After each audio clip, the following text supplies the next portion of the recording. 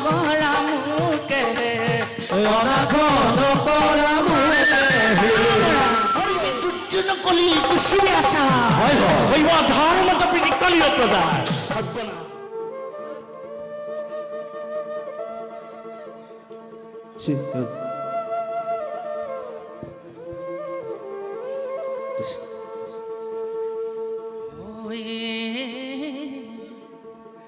গুৰু শংকৰদেৱ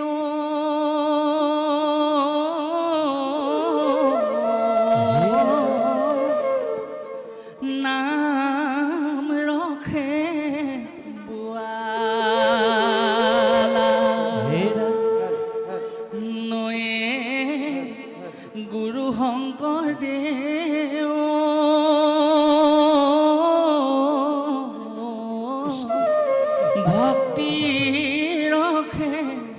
ভক্তি ৰখে বোৱালা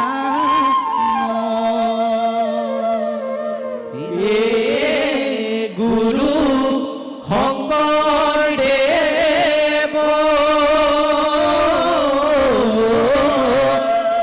নাম ৰখে বোৱালা ঐ গুৰু শংকৰদেৱ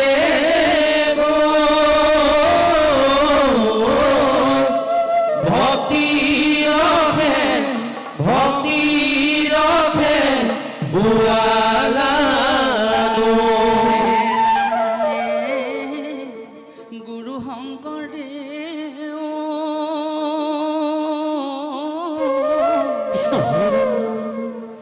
নাম ৰখে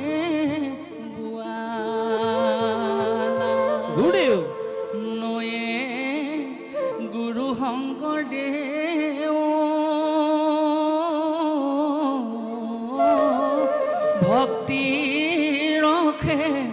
ভক্তি ৰখে বোৱালা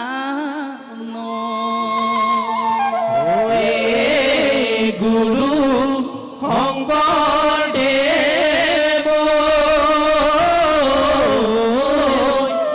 নাম ৰখে বোৱালা ঐ গুৰু শংকৰদেৱ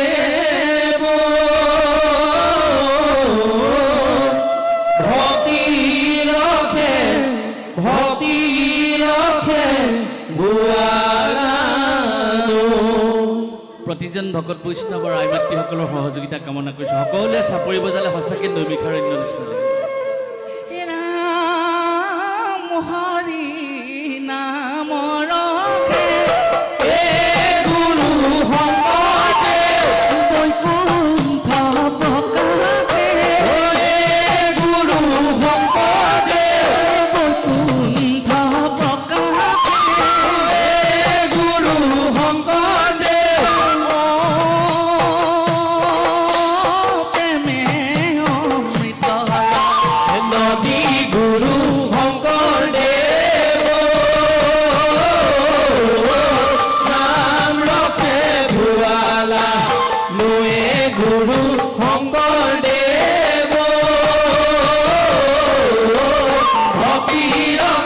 ভক্তি ৰখে বোৱালা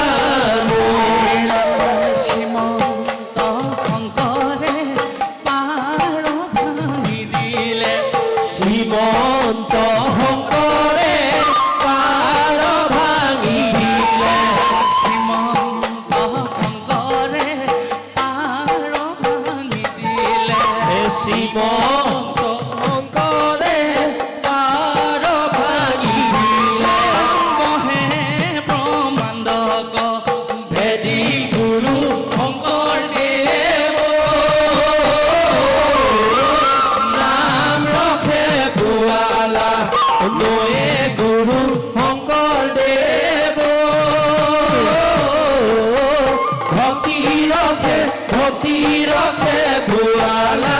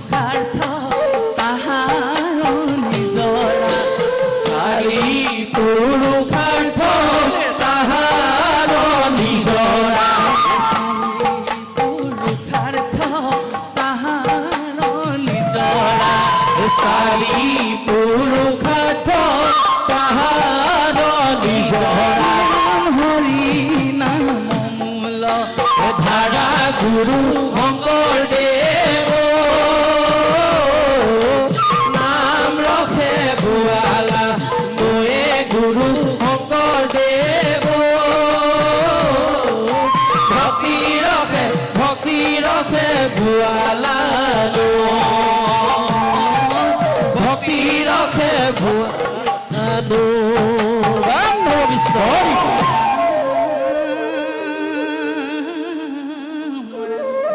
বোলে হৰি ভক্তি ধ্যান দিলা জগতক তাৰিলা সংসাৰ সিন্ধু হেনয় কৃপালু শংকৰ বিনাই নাই নাই বন্ধু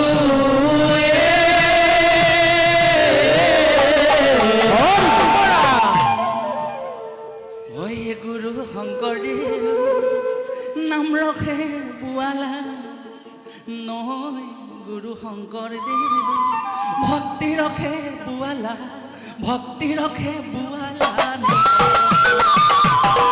গুৰু শংকৰদেৱ নাম ৰখে বুৱালা নৈ গুৰু শংকৰদেৱ ভক্তি ৰখে বুৱালা ভক্তি ৰখে বুৱালা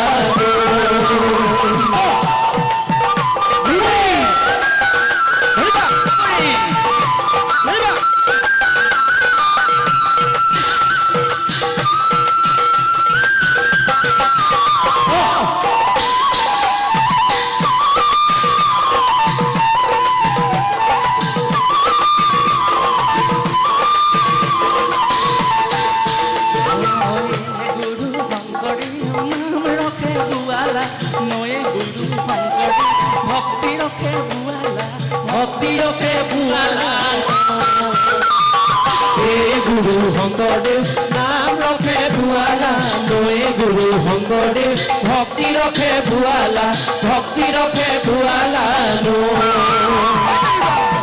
ভগৱতী পাতিল হৰি ভকতিৰ পাতিলন্ত হাত হৰি ভগৱতী পাতিল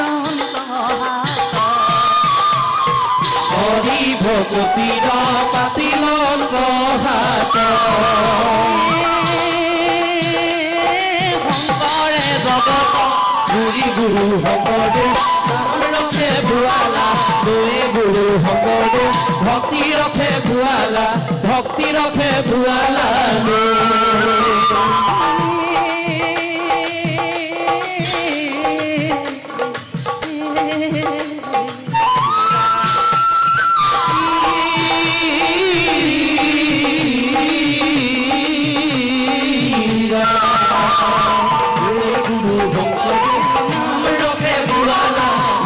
গুৰু শংকৰদেৱ ভক্তি ৰখে বুৱালা ভক্তি ৰখে বুৱালা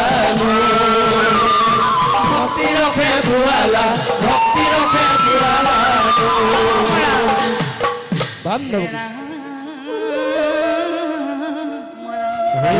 হৰি ভগৱতীৰ পাতিল অন্তহত শংকৰে জগত জুৰি ৰাম নামৰ ৰত্ন বেহায়া জগতে চলয় বৈকুণ্ঠ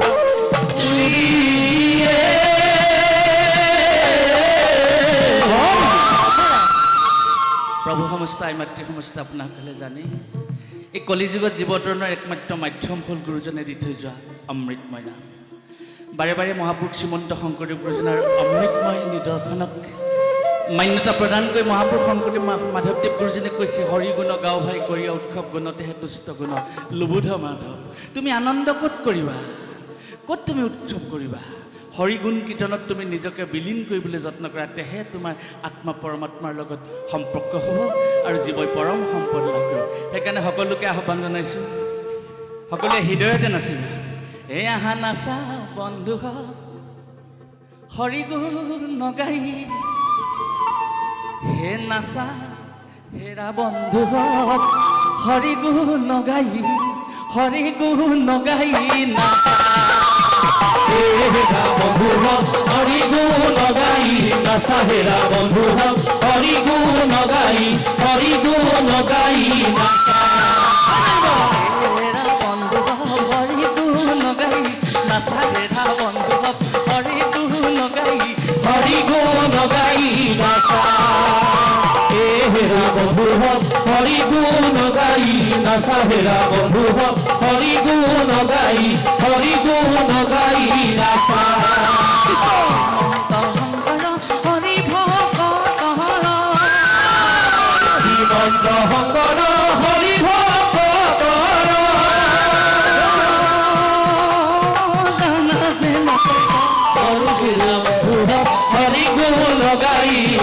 হেৰা বন্ধু হক হৰি গুণ গাই নাচা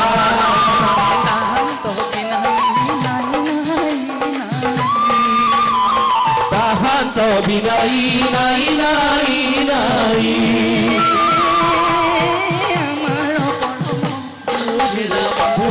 হৰি গুণ গাই নাচা হেৰা বন্ধু হক হৰি গুণ গাই নাচা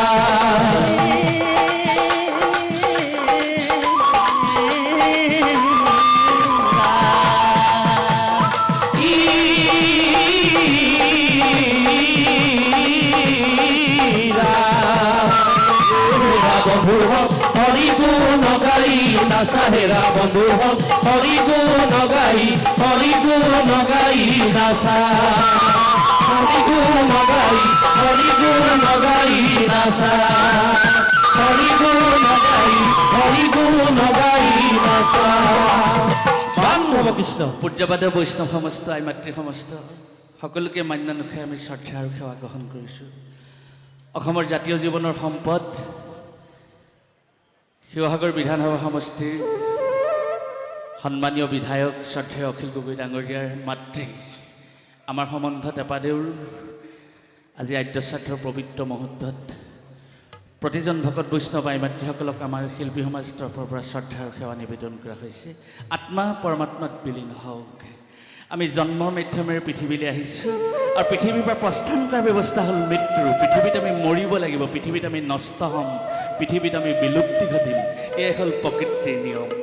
আপোনালোকে জানে পৃথিৱীলৈ অহাৰ ব্যৱস্থা হ'ল জন্ম আৰু পৃথিৱীৰ পৰা প্ৰস্থান কৰাৰ ব্যৱস্থাই হ'ল মৃত্যু। জীৱবিলাক জন্ম আৰু মৃত্যুৰ মাধ্যমেৰে পৃথিৱীৰ পৰা অহা যোৱা কৰে।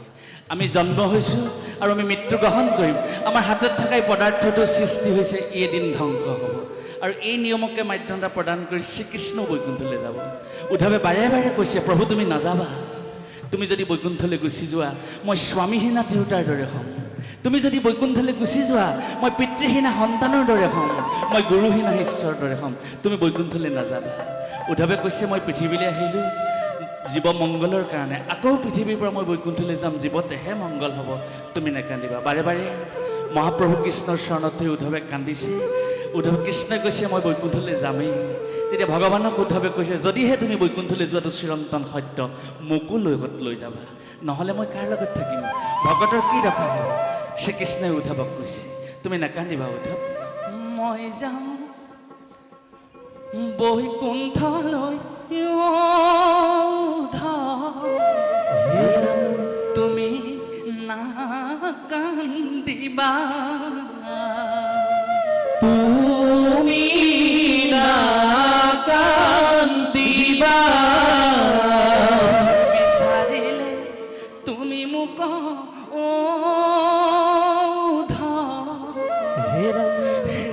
হৃদয় অতে মই যাওঁ বৈকুণ্ঠলৈ, তুমি নাকান্দিবা, তুমি নাকান্দিবা, বিচাৰিলে তুমি মোক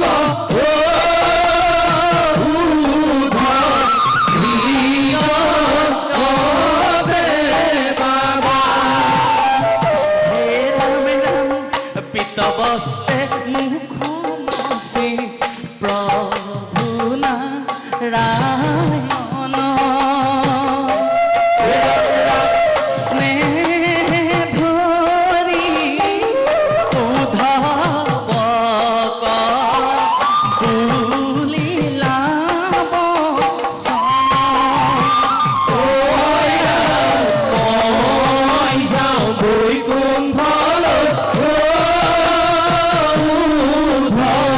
তুমি নাকান্দিবা, তুমি নাকান্দিবা, বিচাৰিলে তুমি মোক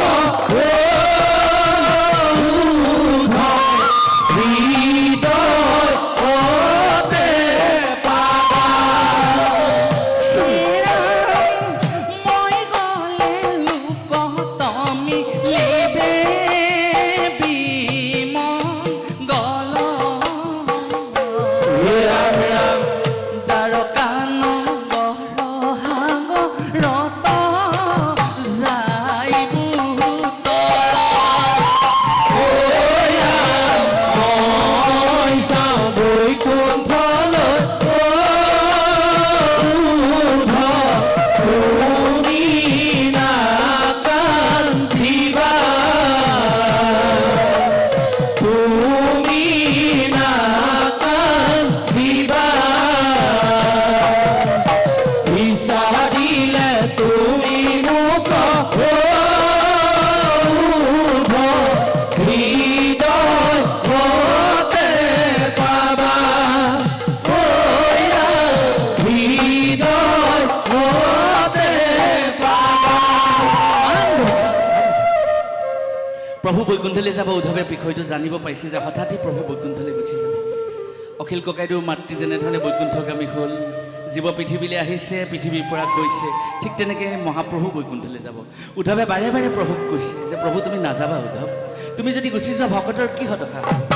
আপোনালোকে জানি শ্ৰীকৃষ্ণৰ চৰণত হৈ উদ্ধৱে হুকুকাই কান্দিছে আৰু শ্ৰীকৃষ্ণৰ দুয়োখন চৰণ দুয়োখন ভৰি উদ্ধৱৰ চকুৰ পানীয়ে তিতি গৈছে। তেতিয়া ভগৱানে উদ্ধৱক কৈছে যে উদ্ধৱ তুমি নাকান্দিবা, মই গুচি গ'লে কি হ'ব জানানে? পীতবস্ত্ৰে মুখমচি প্ৰভু নাৰায়ণ, প্ৰভুৱে লৈ থকা পীতবস্ত্ৰ অৰ্থাৎ হালধীয়া বস্ত্ৰখনে প্ৰভুৱে নিজৰ মুখখন মচিছে। শ্ৰীমদভাগৱতৰ একাদশ স্কন্ধত খুব সুন্দৰভাৱে কৈছে শ্ৰীকৃষ্ণৰ বৈকুণ্ঠ প্ৰয়াণ কৃষ্ণ উদ্ধৱ সংবাদ। পীতবস্ত্ৰে মুখমচি প্ৰভু নাৰায়ণ, স্নেহে ধৰি উদ্ধৱক বুলিলা বচন, হয় নাকান্দিবা উদ্ধৱ, মই গ'লে লোকত মিলিবে বিমংগল। যিদিনা মই বৈকুণ্ঠলৈ গুচি যাম, এই যে নৰমণ্ডলী দেখিছা, মোৰ সন্মুখত থকা মানুহবিলাক যে দেখিছা, মানুহৰ অৱস্থা কি হ'ব জানানে? বোলে মই নাজানো প্ৰভু, মই গ'লে লোকত মিলিবে বিমংগল, তেতিয়াৰ পৰা মানুহৰ মাজত অমংগল হ'ব। আৰু মই ক'ত থাকোঁ প্ৰভু? আপুনি দ্বাৰকাত থাকে, দ্বাৰকাৰ বিষয়ে কিবা শুনিছানে? বোলে মই একো শুনা নাই। তেন্তে শুনা, দ্বাৰকা নগৰ সাগৰত যায় বুট। মানুহৰ মাজত অমংগল হ'ব যেতিয়া মই বৈকুণ্ঠলৈ গুচি যাম আৰু দ্বাৰকা নগৰখন সাগৰত ডুব যাব। হয়, কৃষ্ণ বৈকুণ্ঠলৈ যোৱাৰ লগে লগে পৃথিৱীত অপায় অমংগল বৃদ্ধি হ'ল, দ্বাৰকা নগৰত বানপানী হ'ল, দ্বাৰকা আজিও উদ্ধাৰ নহ'ল। আৰু প্ৰভুৱে ভয়ংকৰ তথ্য দিছে, পৃথিৱী দুৰ্জন কলি কুচুমে আছা হৈব ধৰ্মত প্ৰীতি কলিৰ প্ৰজাৰ সৰ্বনাশ। পৃথিৱীত দুৰ্জন কলি গুচিবে আচাৰ, শ্ৰীমদ ভাগৱতত কোৱা হৈছে। আচাৰ নীতি নাইকিয়া হ'ব, মানুহৰ পিতা পুত্ৰৰ মাজত যুদ্ধ হ'ব, নিজৰ স্বামীয়ে নিজৰ পত্নীক হত্যা কৰিব, যিবিলাক এতিয়া ঘটনা পৰিঘটনাবিলাক পৃথিৱীত চলি আছে। পৃথিৱীত দুৰ্জন কলি গুচিবে আচাৰ হৈব ধৰ্মত প্ৰীতি কলিৰ প্ৰজাৰ। কলিৰ মানুহবিলাক অধৰ্মী হ'ব। তেতিয়া ভগৱানক উদ্ধৱে কৈছে, তুমি এনেকুৱা এখন অপায় অমংগলে ভৰা সংসাৰত মোক থৈ নাযাবা, মোকো লৈ যোৱা প্ৰভু।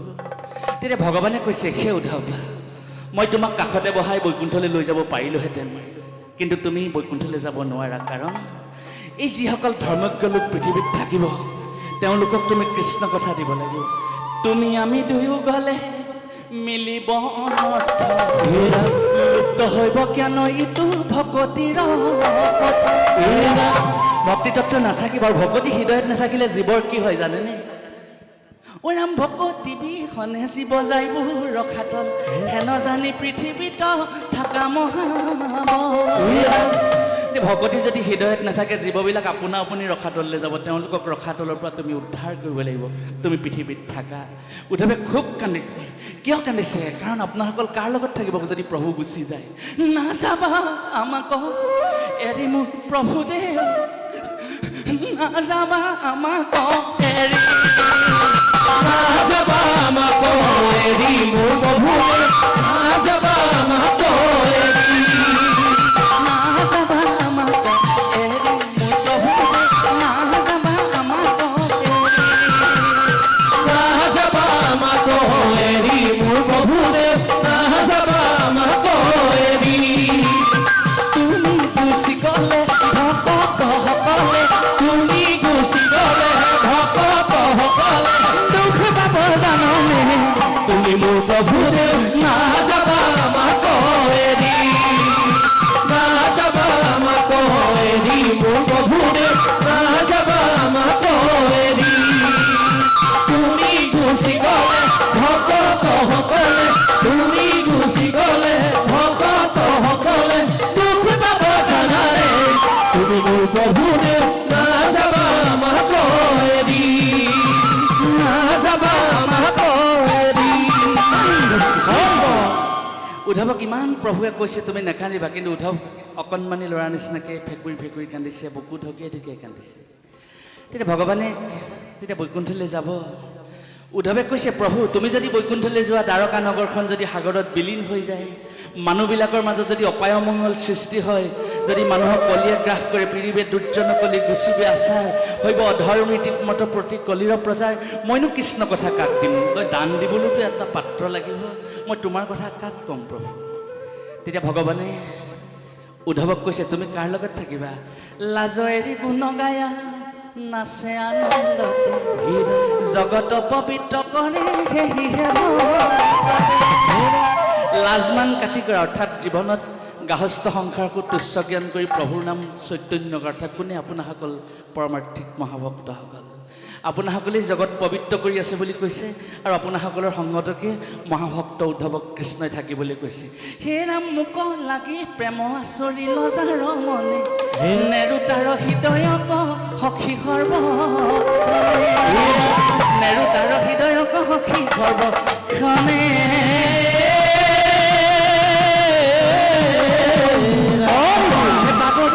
বাগৰি কান্দিছে উদ্ধৱে, অনাথ নকৰা মোকে, বাগৰি বাগৰি কান্দিছে উদ্ধৱে, অনাথ নকৰা মোকে, বাগৰি বাগৰি কান্দিছে উদ্ধৱে, অনাথ নকৰা মোকে, বাগৰি বাগৰি কান্দিছে উদ্ধৱে, অনাথ নকৰা মোকে, অনাথ নকৰা মোকে, অনাথ নকৰা মোকে।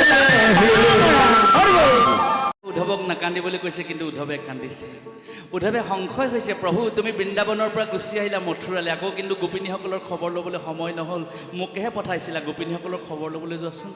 গোপী উদ্ধৱ সংবাদত মহাপুৰুষ শ্ৰীমন্ত শংকৰদেৱে খুব সুন্দৰভাৱে লিখিছে, যে মোৰো যদি তেনেকুৱা দশাই হয়, তুমি যদি মোক দেখা নিদিয়া, মোৰ কি দশা হ'ব? আপোনালোকে জানে, শ্ৰীকৃষ্ণই উদ্ধৱক কৈছে, মই জীৱনত কাক ভাল পাওঁ শুনা, মই একো নাজানো প্ৰভু। আমাৰ সাংসাৰিক জীৱনৰ লগত সম্পৰ্ক থকা প্ৰাসংগিক এটা কথা কৈছে, ব্ৰহ্মা হৰহলায়ুধ লক্ষ্মী প্ৰিয় যায়, মই ব্ৰহ্মাক ভাল পাওঁ, মোৰ বিনন্দীয়া সংসাৰখন ব্ৰহ্মাই সৃষ্টি কৰিছে। আমাৰ কৰ্তব্য পালন কৰিলে আমি ভাল পাওঁ। আজি অখিল গগৈ ছাৰৰ ঘৰত নাম গাবলৈ আহোঁতে আমাৰ সকলোৰে গাহস্থ সংসাৰৰ দায়িত্ব আছে। কোনোবা যেনিবা মিললৈকে যাবলৈ থাকিলে, কোনোবা যেনিবা কঠীয়া পাৰিবলৈকে দৰকাৰ হ'ল, বোলে মই নামৰ পৰা আহোঁ, তুমি এই কৰ্মটো কৰি থবা। যেতিয়া সেই মানুহজনে সেই কৰ্মটো কৰি থয়, আমি নৈতিক স্বীকাৰ কৰি তেওঁৰ ওচৰত আমি কৃতজ্ঞ প্ৰকাশ কৰোঁ। সেইকাৰণে ভগৱন্তে কৈছে, ব্ৰহ্মাহৰ হলায়ুধ লক্ষ্মী প্ৰিয় জায়া, মই ব্ৰহ্মাই মোৰ বিনন্দীয়া সংসাৰ সৃষ্টি কৰিছে, মই ব্ৰহ্মাক ভাল পাওঁ। মই শিৱক ভাল পাওঁ, সংসাৰখন মোৰ সংহাৰ কৰিছে। মই বলুভদ্ৰক ভাল পাওঁ, অৰ্থাৎ হলায়ুধৰ কথা কৈছে। আমি একে ককাই ভাই, একেলগে ডাঙৰ দীঘল হৈছোঁ, আমি প্ৰতিজনে নিজৰ আত্মীয়সকলক ভাল পাওঁ, কিন্তু তাতোতকৈ কাক ভাল পাওঁ? ব্ৰহ্মাহৰ হলায়ুধ লক্ষ্মী প্ৰিয় জায়া, মই লক্ষ্মীক বেছি ভাল পাওঁ, কাৰণ মোৰ জায়া মোৰ পত্নী, মই তেওঁৰ লগত জীৱন নিৰ্বাহ কৰিছোঁ। হয়, আমি প্ৰতিজন গৃহস্থই সকলোতকৈ ভাল পাওঁ নিজৰ পত্নীগৰাকীক, কাৰণ এখন ঘৰৰ পৰা আমাৰ ঘৰখনলৈ লৈ আহিছোঁ নহয়। ঈশ্বৰেও কৈছে, কিন্তু তাতোতকৈ কাক ভাল পাওঁ?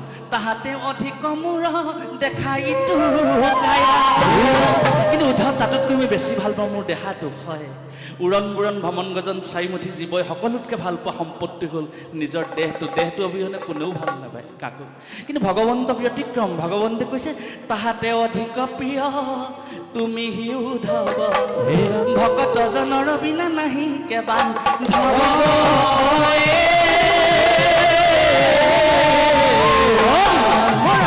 প্ৰভু বৈকুণ্ঠলৈ গুচি গ'ল, ইমান তত্ত্ব কথা কৈ প্ৰভু বৈকুণ্ঠলৈ গুচি গ'ল। উদ্ধৱে চাৰিওফালে অন্ধকাৰ দেখিল, কৃষ্ণ কলৈনো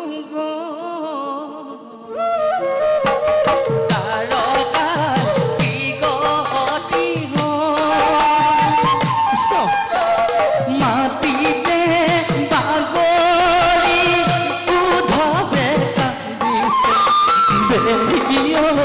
কৃষ্ণ মোক এৰি থৈ গ'ল, কৃষ্ণ কলৈনো গ'ল,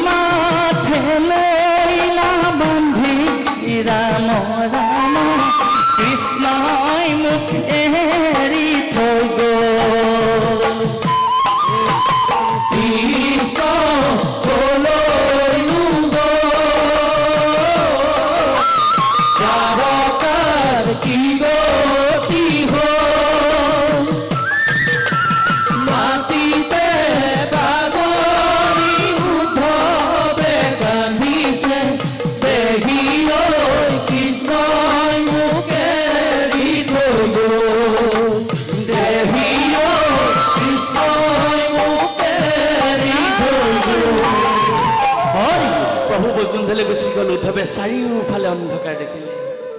কাৰ লগত জীয়াই থাকিব? আমি যদি সঁচাকৈ কল্পনা কৰি চাওঁ, এটা বিস্তীৰ্ণ এলেকা। যদুবংশ কেইদিনমানৰ আগত সমোলঞ্চে ধ্বংস হৈ গুচি গ'ল। চকুৰ আগতে নিজৰ মাজত হতাহতি লাগিল। একমাত্ৰ জীৱনৰ সম্বল হিচাপে ভগৱান শ্ৰীকৃষ্ণ আছিলে। কৃষ্ণও যাওঁ বুলিয়ে গুচি গ'ল। দ্বাৰকাখনতো থাকিবলৈ ঠাই নাইকিয়া হ'ল। দ্বাৰকা সাগৰত ডুব গ'ল। কাৰ লগত জীয়াই থাকিব? আমি যদি সঁচাকৈ কল্পনা কৰি থওঁ, জীয়াই থাকোঁতে গোটেইখিনি সম্পত্তি মোকেহে লাগে। কিন্তু কোনো যদি মানুহ নাথাকে, জিলাখনকে যদি মোক দি দিয়ে, মোৰ কিবা অৰ্থ আছে জানো? মহাভক্ত উদ্ধৱৰো তেনেকুৱা হ'ল। প্ৰভু তুমিতো নায়েই, দ্বাৰকাও নাই, যদুবংশও নাই। কিন্তু মহাভক্ত উদ্ধৱে কি কৰিব এতিয়া? মানুহটো মৰো বুলিলে মৰিব নোৱাৰে, মৃত্যু আহিব লাগিব মানুহৰ ওচৰলৈ। উদ্ধৱৰ পৰম ভাগ্য, শ্ৰীকৃষ্ণই পৰিধান কৰা পিন্ধা খৰমযোৰ পৃথিৱীত থৈ গ'ল। বোলে কৃষ্ণৰ ভৰিৰ খৰম দুখানি কৃষ্ণ আনি মাথে লৈলা বান্ধি, এই হা কৃষ্ণ বুলি কৰি কন্দন চলি গৈ নিধি।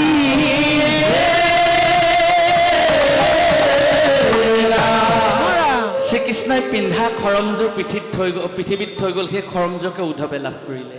ৰামচন্দ্ৰ বনলৈ যোৱাৰ পাছত ৰামৰ খৰমযোৰকে ভৰতে সিংহাসনত প্ৰতিষ্ঠা কৰি ৰাজ্য শাসন কৰিলে। এতিয়া কৃষ্ণ খৰমযোৰকে বুকুত বান্ধি মহাভক্ত উদ্ধৱ যমুনাৰ পাৰে পাৰে অনাই বনাই ঘূৰি ফুৰিলে ধৰিলে। শ্ৰীমদ ভাগৱতত কৈছে দুলৰী চন্দত বোলে নাই অন্নপান ভোকে যাই দিন সন্তাপে মুখ মলিন। খাবলৈ আহিলে নিত্য নৈমিত্তিক কৰ্মইলে অস্বাভাৱিক আচৰণ কৰিবলৈ ধৰিলে। কৃষ্ণৰ চৰণ চিন্তিয়া উদ্ধৱ তহিতে কৰে কন্দন। অস্বাভাৱিক আচৰণ। মানুহ মাত্ৰ এজনহে, কিন্তু আৰু এজন মানুহ তাত আহি যোগ হৈছে। সেই মানুহজন কোন? সেইজন হৈছে বিদুৰ। তীৰ্থ ভ্ৰমণ কৰি আহিছে, বহুদিনৰ মূৰত আনন্দ কৰি আহিছে, দ্বাৰকা নগৰত থাকিব। বোলে সেই সময়তে তীৰ্থত ভ্ৰমণতে বিদুৰ ৰক পাইলা লাগে। হে উদ্ধৱ বক পাই পৰম বান্ধৱ পুচিলা কৃষ্ণ বাই।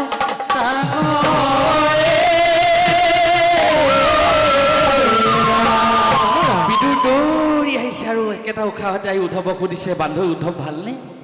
ৰামকৃষ্ণৰ ভালনে? বসুদেৱ দেৱকী ভালনে? একেটা উশাহতে উদ্ধৱক বিদুৰে সুধিছে। তেতিয়া উদ্ধৱে বুকুৰ জুইকুৰা যেন ডাওঁ ডাওঁকৈ জ্বলিছে, এনেই মৰিলোঁ ঋষিৰ হাপত, তাতে দিলাহি ধানৰ ভাপত। তেতিয়া উদ্ধৱে বিদুৰক এই খবৰটো দিছে, সংবাদটো দিছে। কোনটো সংবাদ?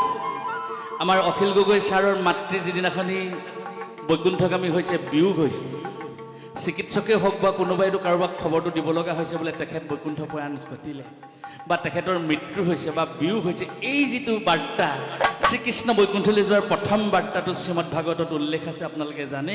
মহাভক্ত উদ্ধৱে বিদুৰক দিছে।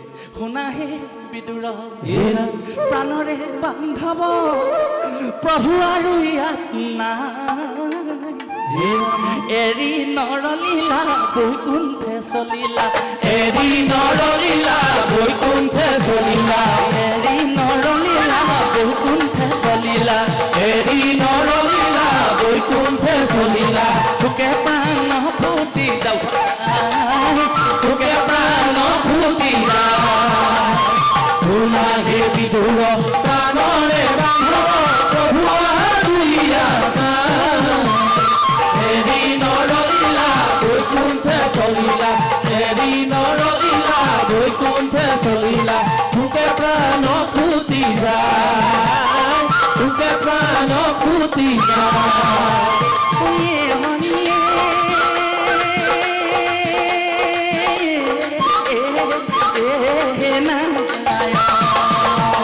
ৰাম হৰি অ হৰি ৰাম নাৰায়ণ। এই নাম যমুনা বৈ আছে ভকত মাজে, নাম যমুনা বৈ আছে ভকত, বৈ আছে ভকতৰ মাজে। এই নাম যমুনা বৈ আছে ভকত মাজে, নাম যমুনা বৈ আছে ভকত, বৈ আছে ভকতৰ মাজে।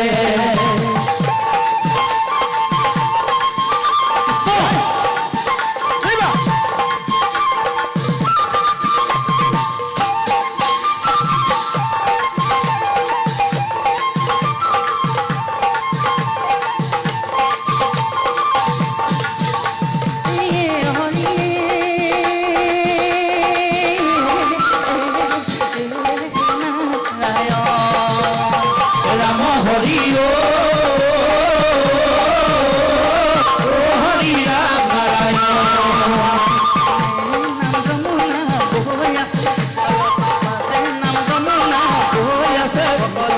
বৈ আছে ভকতৰ মাজে বৈ আছে যমুনা বৈ আছে ভকতৰ মাজে নাম যমুনা বৈ আছে ভকতৰ মাজে বৈ আছে ভকতৰ মাজে